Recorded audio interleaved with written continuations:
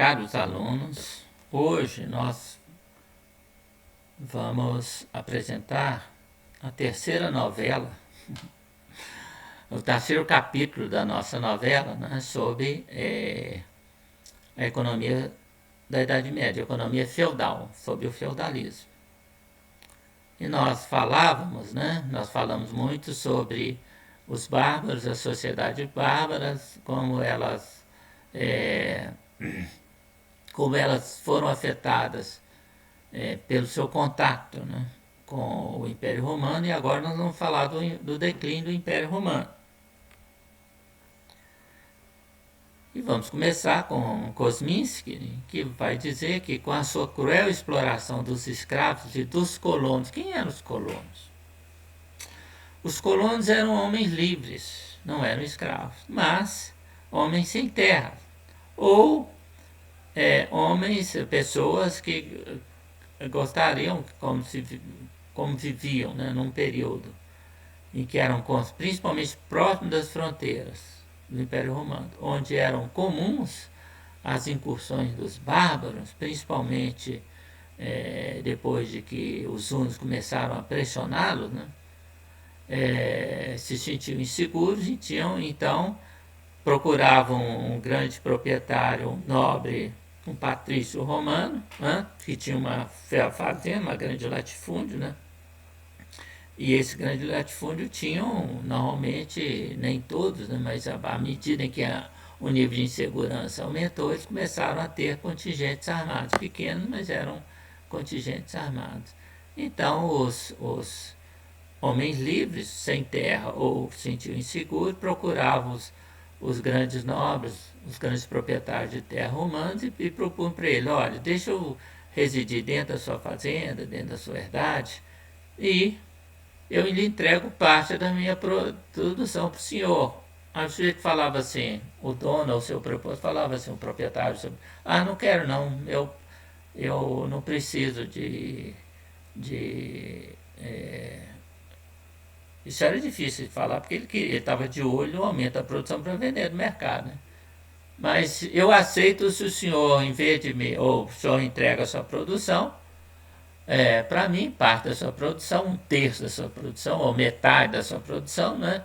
E faz o seguinte, quando tiver período ou quando você cuida ou você ajuda na manutenção das estradas, nas construções que nós temos dentro do nosso estabelecimento.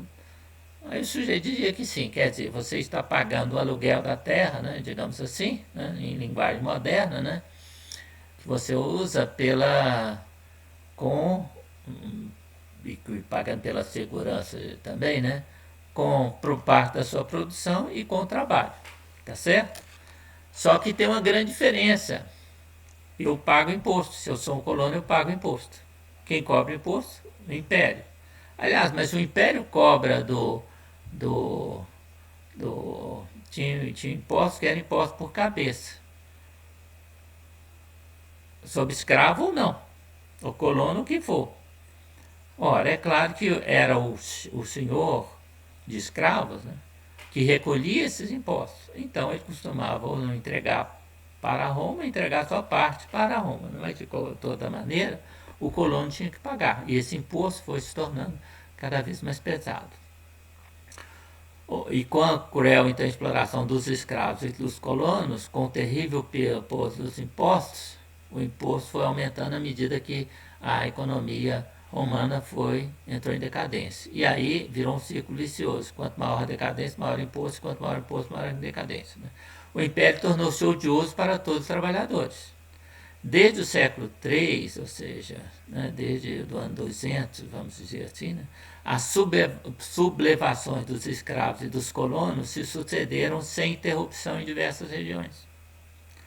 O Império Romano se enfraquecia, sua vida econômica ia decaindo, o comércio se debilitava, as cidades despovoavam-se.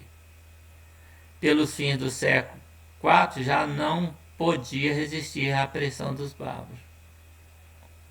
Observem que esse texto é muito importante, porque, em primeiro lugar, ele mostra que a decadência do Império Romano não foi causada pelas invasões bárbaras.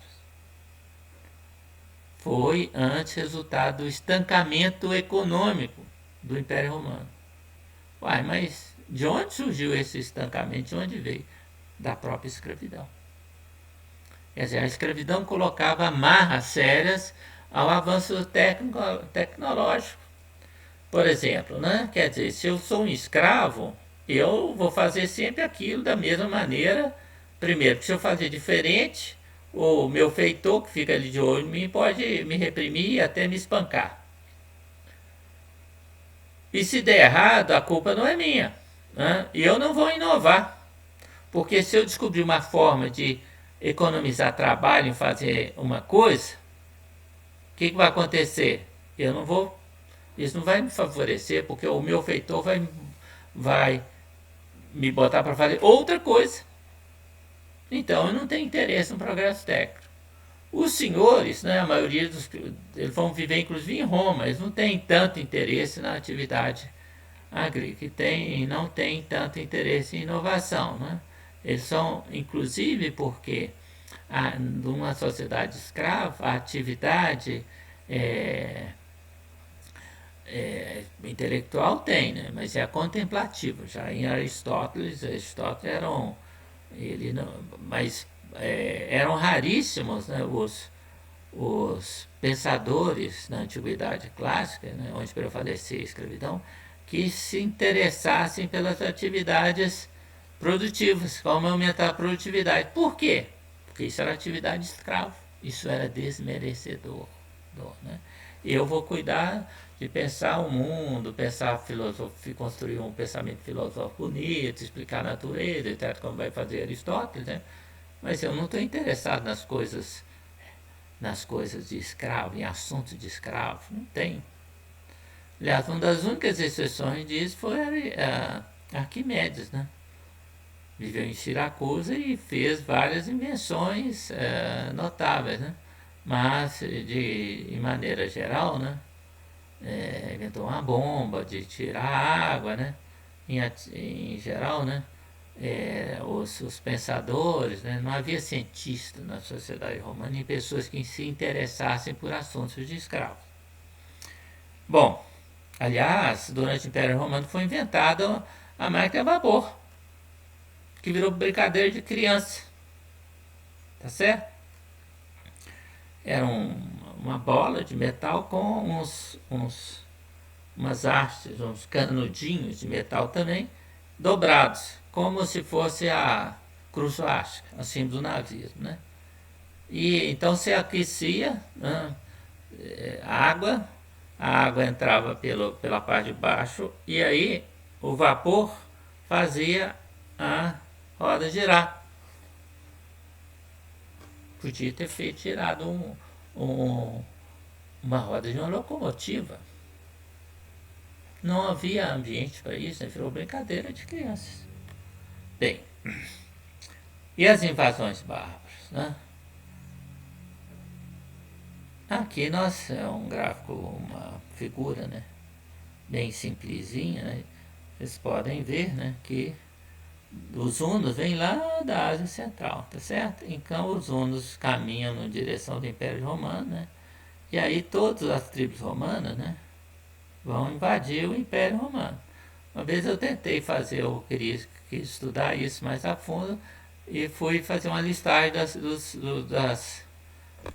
tribos romanas. Encontrei mais de 100, então eu desisti do meu estudo. Né? Eu só estudei algumas tribos mais importantes, né? Como os vândalos, né? Que vão aqui ocupar, vão invadir aqui, vão passar pela Península Ibérica, chegar em Cartago, né? Vão ocupar a Sicília, a Córcega, Sicília, não, desculpe, a Córcega e a ilha de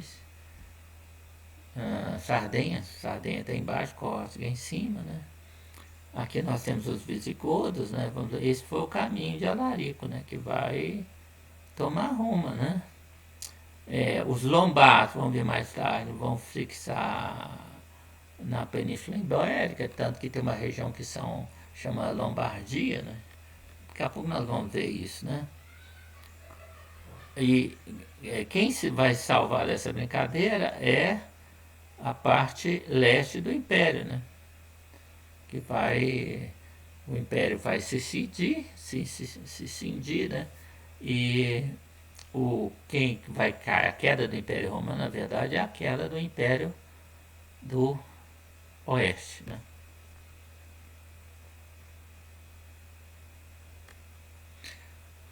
Simultâneo às invasões bárbaras, é importante, sublevaram-se os escravos romanos e os colonos, e incorporando-se às fileiras dos bárbaros, abriam-lhes as portas das cidades romanas, ensinando-lhe os caminhos das propriedades dos ricos, onde podia encontrar maiores botins.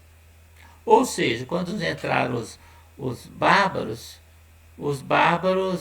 primeiro, os senhores de escravos, antes, vários deles foram fugindo, deixaram as suas fazendas lá, né? Os escravos agora aproveitaram a oportunidade, saíram, encontraram os invasores e falaram, olha, vem para cá, vem para lá, não sei o que, né? Entre os bárbaros não havia cruel exploração de classes, aqui é muito importante, que caracterizava os romanos, tampouco os conheciam os impostos. Tá certo? Então, a promessa dos bárbaros era de um mundo melhor. Esse negócio de promessa de um mundo melhor é importante, né? Por isso os escravos e os colonos consideravam os bárbaros como seus salvadores da opressão dos escravistas e do Estado romano. As conquistas dos bárbaros foram acompanhadas pelo movimento revolucionário dos escravos dos colonos. Sob o comando do seu rei eleito, Alarico, né, já falei sobre ele, né, os visigodos, godos do oeste, deslocaram-se do Vale do Danúbio, o Vale do Danúbio, né, é essa região aqui, ó, onde está hoje a Romênia, a Bulgária, né, Macedônia. Então, os visigodos, godos do oeste, deslocaram-se do Vale do Danúbio para a Itália. A eles se uniram um grande número de escravos e colonos. No ano 410, os visigodos tomaram Roma. Deve-se assinalar que as portas do acesso à cidade foram abertas pelos escravos. Bom, aqui tem vários, né? Aqui o Império, à direita é o Império Romano do Oriente, né? Com a sede em Constantinopla, né? Foi considerado como o Império Bizantino, né? Por quê? Porque Constantinopla é chamada de Bizâncio. Aqui os ostrogodos, onde eles fixaram, depois vem os lombardos que passam por aqui e chegam até a Lombardia, que é essa região aqui da Itália, né? Os visigodos ocuparam a Península Ibérica, né? Com exceção aqui dos suevos, né? Os burgúndios vão aos alamandos aqui, ó. Nós já falamos sobre eles, né? Os saxões vão chegar e vão participar da ocupação vão invadir a Inglaterra, né? Os bretões, né? A Bretanha está aqui, né? Tanto que eles vão viver em parte da Inglaterra e aqui onde está Chesburgo, né? Que é essa península aqui da Bretanha, né? E aqui vem os francos, né? O que os francos chamam? Os francos? Por causa do machado. O machado chamava franca. Acho que era franca. Que foi uma arma importantíssima, verdadeiramente revolucionária. Já que os vândalos que nós falamos, né? Que chegaram e ocuparam Cartago. Os bárbaros apossaram-se das terras dos grandes proprietários romanos e repartiram entre si. Essa divisão, porém, não foi feita de modo equitativo. Os que eram simples guerreiros receberam parcelas apenas suficientes para alimentar suas famílias, enquanto os nobres receberam as propriedades inteiras, com seus escravos e colonos. Quer dizer, invadiram o Império Romano, né? E o que aconteceu? Os nobres pegaram as grandes fazendas. E o resto, e os guerreiros, a maioria da população, né? Dos guerreiros armados, eles pegaram pequenos, fizeram suas aldeias, né? de pequenos proprietários agrícolas. Vão ser os camponeses independentes. Não é? Entretanto, com a decadência das cidades e do comércio, as necessidades dos novos senhores, no quadro simples de vida rústica, eram elementares. Aliás, é preciso dizer o seguinte, né? Com as invasões e com a interrupção do grande comércio, né, de alimentos que Roma era abastecida, né, de grãos do norte da África. E quando os vândalos chegaram lá, acabou esse comércio. Né? Então, cada propriedade teve que fazer, Roma teve que produzir seus próprios alimentos. E o comércio, que já estava em profunda decadência. Por que estava em profunda decadência? Por causa da decadência da economia. Né? Ele se acentuou isso com o fim do grande comércio internacional. Né? E aí os senhores foram cada vez mais produzindo para sua própria subsistência. Né? Não só subsistência, só comida, né?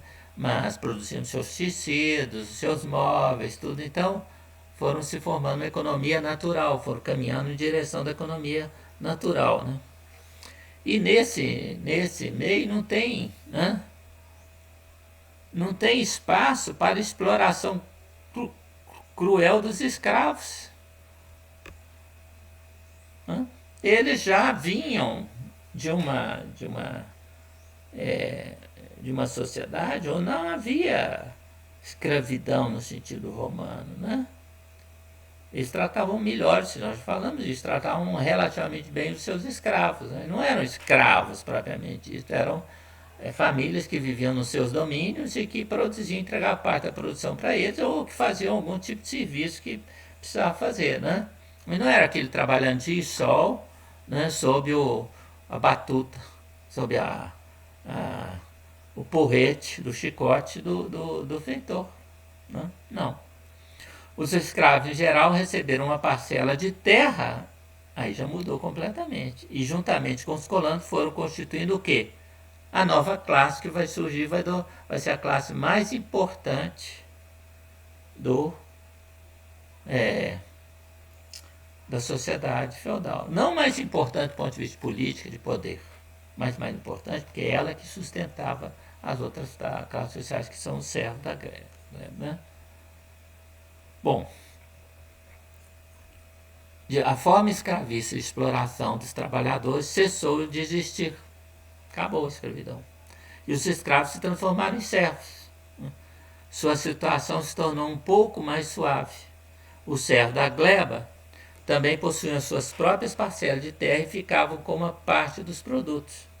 Por isso trabalhavam com mais gosto que os escravos. Claro, eu tenho que entregar metade da minha produção para o senhor. Ora, isso significa que se eu produzir o dobro, eu vou consumir o dobro.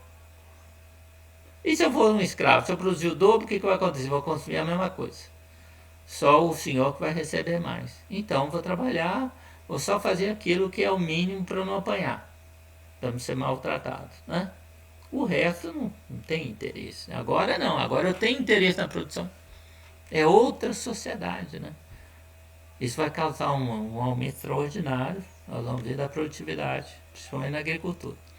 Além disso, apareceram na Europa Ocidental muitos camponeses livres. E nós já falamos sobre isso, são o quê? São os guerreiros, que não eram nobres. Eles viraram camponeses, né? Que pertenciam ao número dos bárbaros que se estabeleceram nas terras arrebatadas dos romanos, aos romanos. Dessa maneira, a Europa Ocidental, em decadência durante o regime escravista, teve possibilidade de um novo desenvolvimento econômico. Então isso é muito importante, né? Pouca gente nota que a decadência do Império Romano possibilitou o quê? Um novo desenvolvimento econômico. Bom, as referências do primeiro item, né, dos 3 vídeos que nós fizemos, né? E aí nós terminamos o primeiro item do nosso programa. Nós vamos disponibilizar para os senhores, né, uma série de estudos dirigidos sobre isso. Nós vamos fazer debates em sala, discutir essas ideias e outras ideias que a gente possa ter sobre a economia feudal. Aliás, desculpa, isso é só a primeira parte da nossa novela, né? Por quê? Porque nós vamos ter que falar ainda sobre como era a economia feudal propriamente dita, como ela funcionava, né? Porque aqui nós vimos como ela se formou. Agora nós vamos ter que continuar falando sobre como ela funcionava e como ela vai entrar em decadência, assim como o Império Romano entrou em decadência. Então, vamos encerrar agradecendo a atenção de todos vocês.